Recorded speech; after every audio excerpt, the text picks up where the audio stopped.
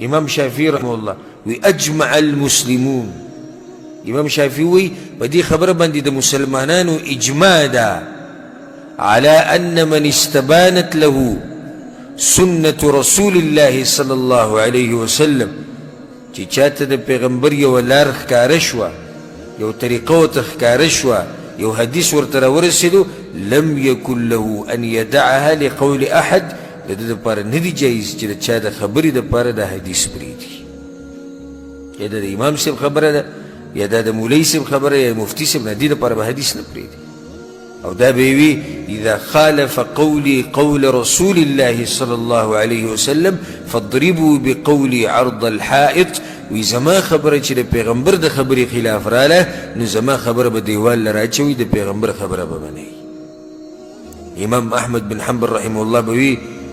عجبت لقوم عرفوا الاسناد وصحته، هیروی دی قوم ته ډېر په تعجب کې یم چې یو حدیث ورته راورسي د هغې سند ورته معلوم شي چې سند هم برابر دی حدیث هم برابر دی. یذهبون الى رأي سفیان، بیا هم د امام سفیان په رای پسې رواني وي دا چې امام سفیان دا خبره کړې ده. ته به وایې چې امام احمد بن حنبل زموږ خبره کوي، موږ داسې ووایو موږ به داسې ووایو، اخو امام سفیان ذکر کړی ځکه چې هغه وخت خبره کړې. موږ به داسې ووایو چې عجبنا لقوم، تعجب کیو موږ هغه قوم ته چې عرفوا الاسناد وصحته والدليل قرآن او حديث او دليل او سند او عرصه ورته معلوم شي. يذهبون الى رأي الامام ابي حنيفه رحمه الله. ابي هم د چا په رأی پسې رواني؟ امام صاحب په رأی. نه نه نه امام صاحب ویلي نه، امام صاحب خو په خپله ویلي دي چې کوم ځای کې زما خبره تاسو د قرآن او حدیث خلاف ویلي ده زما خبره پرېږدئ او قرآن او حدیث ومنئ.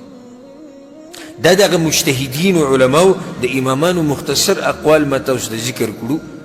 چې تا ته پته ولګي چې په یو مسله کې د علماو اختلاف راشي او هغه مسله فقهي مسلې په کې د اجتهاد ګنجایي شي، نو ته به پکې څه کوې؟ د هغه عالم خبره به منې چې د هغه سره دلیلي تعصب به نه کې، تقلید به د چا نه کې، بلکې ته به اتباع د دلیل کې. دا مذهب دی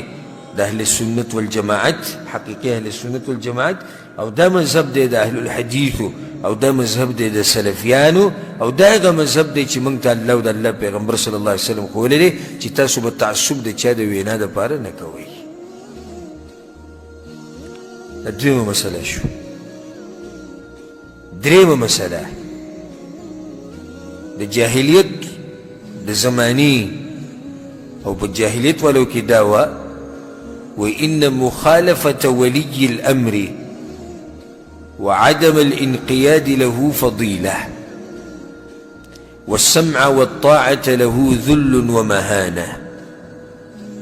د جاهلیت والو دا سوچ جوړ شوی او دا نظریه جوړه شوې وه چې د مشر خبره منل